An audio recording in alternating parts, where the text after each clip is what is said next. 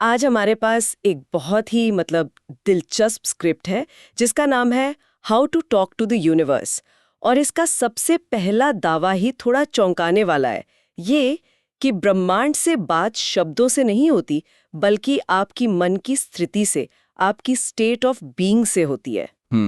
Script कहती है कि हम में से ज्यादातर लोग ना ब्रह्मांड को मिले जुले सिग्नल भेजते हैं।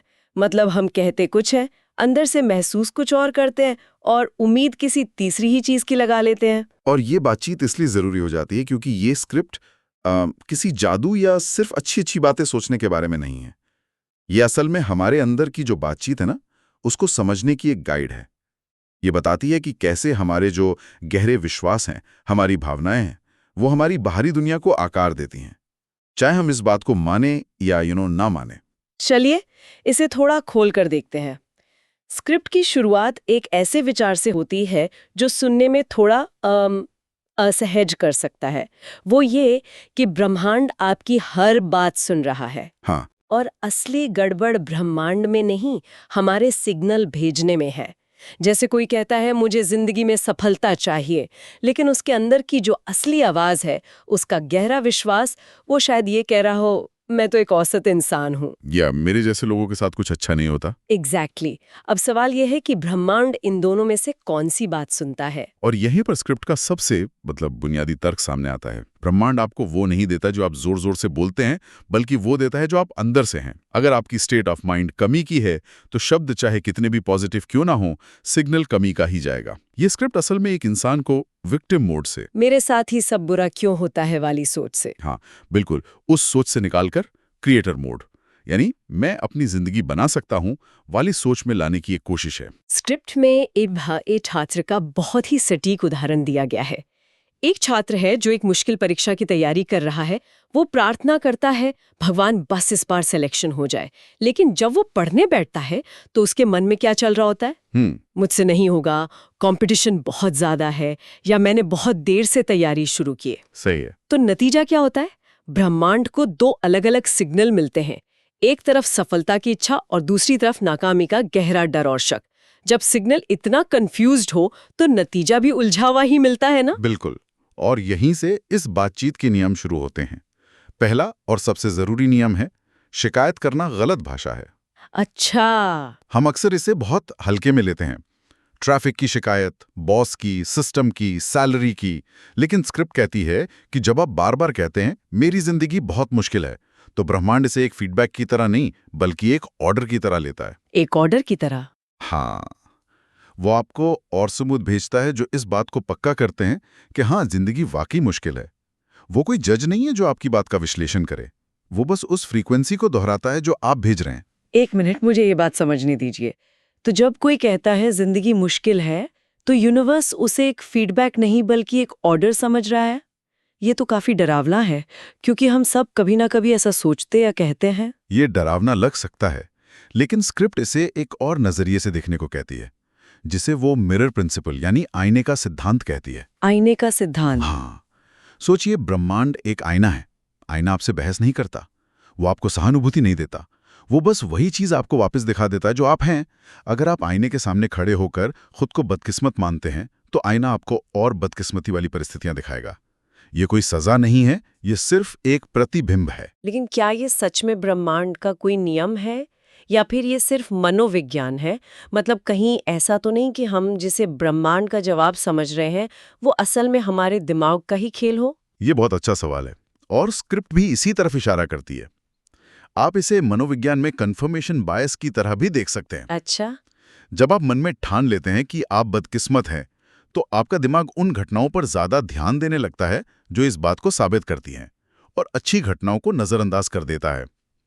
तो ब्रह्मांड आपको सजा नहीं दे रहा, आपका अपना दिमाग आपके लिए वो दुनिया बना रहा है जिस पर आप यकीन करते हैं। तो अगर हम उस छात्र के उदाहरण पर वापस जाएं, तो मिरर प्रिंसिपल के हिसाब से वो असल में यूनिवर्स से कह रहा है, मुझे और सबूत दो कि मैं काबिल नहीं हूं। ठीक है, तो अगर शिकायत करना गलत भाषा है और ये हमारे लिए एक नेगेटिव आईना बना देती है, तो फिर सही भाषा क्या है? हम सिग्नल को बदलें कैसे? इसका समाधान दूसरे नियम में है, कृतज्ञता यानी ग्रैटिट्यूड। ये सिर्फ एक अच्छी भावना नहीं, ये एक बहुत शक्तिशाली सिग्नल है। कृतज्ञता का मतलब ये नहीं है कि आपकी जिंदगी में कोई समस्या नहीं है। इसका मतलब है कि आप कह रहे हैं, समस्याओं के बावजूद मेरे पास जो है मैं उसके लिए आभारी हूं। ये कमी यानी स्कैर्सिटी के ठीक विपरीत का सिग्नल है।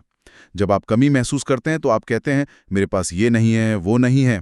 जब आप कृतज्ञता महसूस करते हैं तो आप कहते हैं मेरे पास जो है वो काफी है। अच्छा। स्क्रिप्ट कहती है पहले शुक्रगुजार बनो, फिर अगला लेवल मिलेगा। इसमें एक नौकरी करने वाले व्यक्ति का उदाहरण भी है, जो अपनी नौकरी को दिन रात कोसता है, उसे बेकार कहता है, लेकिन वो ये भूल जाता है कि उसी नौकरी ने उसका किराया दिया, उसका खर्च चलाया। पर यहाँ एक सवाल उठता है, अगर नौकरी सच में ही खराब हो तो क्या इंसान खुद से झूठ बोले? नहीं, स्क्रिप्ट झूठ बोलने को नहीं कहती। मुद्दा नौकरी छोड़ने या ना छोड़ने का भी नहीं है। मुद्दा उस सिग्नल को बदलने का है जो वो भेड़ रहा है। सिग्नल को बदलना? हाँ, नौकरी की उन चीजों के लिए आभारी होकर जिन्होंने उसे सपोर्ट किया है, वो अपनी एनर्जी स्टेट बदल रहा है। वो शिकायत की फ्रीक्वेंसी से निकलकर स्थिरता की फ्रीक्वेंसी में आ रहा है। और जब आप एक स्थिर और आभारी अवस्था में होते हैं, तभी आपको बेहतर अवसर दिखाई देते हैं। शिकायत के शोर में नए रास्ते नहीं दिखते। ठीक है, तो हमें शिकायत की जगह कृतज्ञता का सिग्नल भेजना है। लेकिन मान लीजिए कोई पूरी शिद्दत से कृतज्ञता के साथ कुछ मांग रहा है, फिर भी नतीजा नहीं मिल रहा है। अक्सर ऐसी स्थिति में हताशा आ जाती है। तो ये जो डेस्परेशन है, स्क्रिप्ट इसके बारे में क्या कहती है? क्या ये सिग्नल को और मजबूत करती है? ये बात सुनने में थोड़ी उल्टी लगती है, पर स्क्रिप्ट के मुताबिक हताशा बहाव को रोक देती है। रोक देती है? हाँ, ये एक बहुत बड़ा विरोधाभास है, जिसे समझना जरूरी है।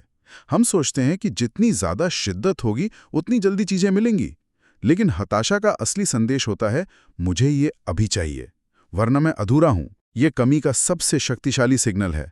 आप ब्रह्मांड को बता रहे हैं कि आपके पास कुछ नहीं है और आप उसके बिना बेकार हैं, और ब्रह्मांड कमी के जवाब में और कमी भेजता है। तो फिर इच्छा और हताशा के बीच की वो बारीक लाइन क्या है? कोई उसे कैसे पहचाने? क्या स्क्रिप्ट बताती है कि अपनी ऊर्जा को इच्छा पर कैसे बनाए रखें, बिना उसे हताशा में बदले? हाँ, और ये फर्क बहुत गहरा है। इच्छा यानी डिजायर में एक आत्मविश्वास होता है, एक तरह का भरोसा कि मैं इसके योग्य हूं और ये मेरी तरफ आ रहा है। ये एक पॉजिटिव खिंचाव है। जबकि हताशा, डेस्परेशन में एक असुरक्षा होती है कि शायद ये मुझे कभी नहीं मिलेगा, मुझे इसे पकड़ना ही होगा। ये एक नेगेटिव धक्के जैसा है। ब्रह्मांड आत्मविश्वास और भरोसे को फॉलो करता है, डर और असुरक्षा को नहीं। अच्छा। तो अगर उस छात्र पर वापस जाएं, तो जब वो सोचता है बस इस बार सिलेक्शन हो जाए, तो उसे खुद से पूछना होगा कि इसके पीछे की भावना क्या है। क्या वो आत्मविश्वास है कि मैंने मेहनत की है और मैं तैयार हूं, या वो डर है कि अगर नहीं हुआ तो सब खत्म हो जाएगा? यही फर्क है। तो अगर शिकायत और हताशा से बचना है और एक साफ सिग्नल भेजना है, तो अगला कदम क्या है? अगला कदम है स्पष्टता, क्लैरिटी। स्क्रिप्ट कहती है स्पष्टता ही शक्ति है। स्पष्टता? हाँ, मैं अमीर बनना चाहता हूं या मैं खुश रहना चाहता हूं, ये बातें हवा में हैं। ये ऐसे अनुरोध हैं जिन्हें ब्रह्मांड प्रोसेस नहीं कर सकता। ये वैसा ही है जैसे आप किसी रेस्टोरेंट में जाकर कहें मुझे कुछ अच्छा सा खिला दो। आपको मेन्यू देखकर बताना होगा कि आप क्या चाहते हैं। सही है। आपको स्पष्ट होना होगा कि आप क्या चाहते हैं, क्यों चाहते हैं, और उस लक्ष्य को पाने के लिए आपको क्या बनना होगा। स्पष्टता यूनिवर्स के प्रति सम्मान दिखाने जैसा है। आपको क्या बनना होगा, ये बात बहुत दिलचस्प है। मतलब सिर्फ चाहना काफी नहीं है, हमें खुद को भी बदलना होगा। और ये बात सीधे सबसे बड़े बदलाव से जुड़ती है, पहचान में बदलाव, आइडेंटिटी शिफ्ट। ये इस पूरी गाइड का शायद सबसे महत्वपूर्ण हिस्सा है। स्क्रिप्ट का तर्क है कि ब्रह्मांड चीजों को नहीं, आपकी पहचान को जवाब देता है। पहचान को? हाँ, अगर आपकी गहरी पहचान मैं एक स्ट्रगलर हूं की है, तो आपको स्ट्रगल करने के और मौके मिलेंगे, चाहे आप कितनी भी दौलत मांग ले। लेकिन अगर आप अपनी पहचान बदलते हैं। एक मिनट, पहचान बदलने वाली बात सुनने में शक्तिशाली लगती है, लेकिन ये थोड़ी अमूर्त भी है। कोई इंसान जो सालों से खुद को स्ट्रगलर मानता आया है, वो सुबह उठकर अपनी पहचान कैसे बदल सकता है? क्या ये fake it till you make it जैसा है, या इसका कोई और गहरा मतलब है? ये fake it till you make it से ज्यादा गहरा है। ये B it till you become it जैसा है। B it till you become it? इसका मतलब खुद से झूठ बोलना नहीं है, बल्कि अपनी पहचान को अपने एक्शन से बनाना है। मान लीजिए आप एक अनुशासित व्यक्ति बनना चाहते हैं, लेकिन आपकी पहचान एक आलसी व्यक्ति की है। तो आप सुबह उठकर ये नहीं कहेंगे कि मैं अनुशासित हूं। तो क्या करेंगे? आप सिर्फ 15 मिनट के लिए कोई काम करेंगे जो अनुशासन दिखाता हो, और उस एक्शन के बाद आप खुद से कहेंगे, ये एक अनुशासित व्यक्ति का काम है, मैंने ये किया इसलिए मुझ में अनुशासन है। पहचान सिर्फ सोचने से नहीं, करने से बनती है। छोटे छोटे एक्शन आपकी पुरानी पहचान को तोड़ते हैं और नई पहचान को सबूत देते हैं। तो मतलब एक्शन ही असली भाषा है। हम्म क्योंकि बहुत से लोग कहते हैं मैं तो दिन भर पॉजिटिव सोचता हूँ, फिर भी कुछ नहीं होता। तो स्क्रिप्ट के हिसाब से गड़बड़ कहाँ है? गड़बड़ एक्शन और पहचान के बीच तालमेल की कमी में है। अगर किसी को नौकरी चाहिए लेकिन उसने महीनों से अपना रिज्यूमे अपडेट नहीं किया, कोई नई स्किल नहीं सीखी, तो वो ब्रह्मांड को कौन सा सिग्नल भेज रहा है? वो कह रहा है मैं चाहता तो हूं पर मैं तैयार नहीं हूं, मैं गंभीर नहीं हूं। सोचना एक बात है, पर एक्शन लेना इस बात का सबूत है कि आप वाकई उस चीज के लिए तैयार हैं। सही बात है। और इसके लिए स्क्रिप्ट में स्मॉल एक्शन प्रिंसिपल दिया गया है। रोज एक छोटा कदम, एक ईमेल भेजना, किताब का एक पेज पढ़ना या अपने लक्ष्य से जुड़ा कोई एक छोटा सा काम करना। ये यूनिवर्स को दिखाता है कि आप गति में हैं, और यूनिवर्स हमेशा गति को ही सपोर्ट करता है, रुके हुए पानी को नहीं। और समय का क्या? अक्सर लोग एक्शन लेते हैं पर जब नतीजा तुरंत नहीं मिलता तो निराश हो जाते हैं। और यहीं पर आखिरी नियम आता है। स्क्रिप्ट कहती है कि धैर्य, पेशेंस, इंतजार नहीं बल्कि विश्वास है। ये भरोसा कि सही समय पर चीजें होंगी। हम अक्सर समय को लेकर बेचैन हो जाते हैं कि 1 महीना हो गया, कुछ नहीं हुआ। स्क्रिप्ट कहती है कि ब्रह्मांड का समय हमारी घड़ी के तर्क से नहीं बल्कि हमारे साथ उसके तालमेल से तय होता है। तालमेल से? हाँ, जब आप उस चीज को पाने के लिए अपनी पहचान, अपनी भावनाओं और अपने एक्शन के स्तर पर पूरी तरह से तैयार हो जाते हैं, तब चीजें अपने आप होने लगती हैं। तो अगर इस पूरी चर्चा का सार निकालें तो ये है कि ब्रह्मांड से बातचीत करने का तरीका अपने अंदर की स्थिति को बदलना है। ये बाहर मंत्र पढ़ने या कुछ मांगने के बारे में नहीं है, बल्कि ये शिकायत और हताशा के बजाय कृतज्ञता और स्पष्टता को अपनाने के बारे में है। बिल्कुल। और सबसे बढ़कर ये अपनी पहचान को एक स्ट्रगलर से बदलकर एक क्रिएटर बनाने के बारे में है। और सिर्फ सोचने से नहीं बल्कि हर दिन छोटे छोटे एक्शन लेने के बारे में है, जो ये साबित करे कि आप अपने लक्ष्य के प्रति और अपनी नई पहचान के प्रति गंभीर हैं। ये एक अंदरूनी काम है, बाहरी नहीं। स्क्रिप्ट में रोज के अभ्यास के लिए कुछ सरल सुझाव भी दिए गए हैं जिन्हें कोई भी अपनी जिंदगी में शामिल कर सकता है, ताकि ये बातें सिर्फ सुनने तक ही न रह जाएं। हाँ, और वो बहुत प्रैक्टिकल हैं। जैसे पहला, हर दिन 3 ऐसी चीजों के लिए आभार व्यक्त करें जो आपके पास पहले से हैं। ये आपकी फ्रीक्वेंसी को कमी से हटाकर बहुतायत पर सेट करता है। दूसरा, एक स्पष्ट इरादा लिखें कि आज आप कैसा महसूस करना चाहते हैं या क्या एक चीज हासिल करना चाहते हैं। इससे स्पष्टता आती है। और एक्शन के लिए तीसरा, अपने लक्ष्य से जुड़ा एक छोटा एक्शन तय करें और उसे पूरा करें, चाहे वो कितना भी छोटा क्यों ना हो। यह आपकी नई पहचान को सबूत देता है।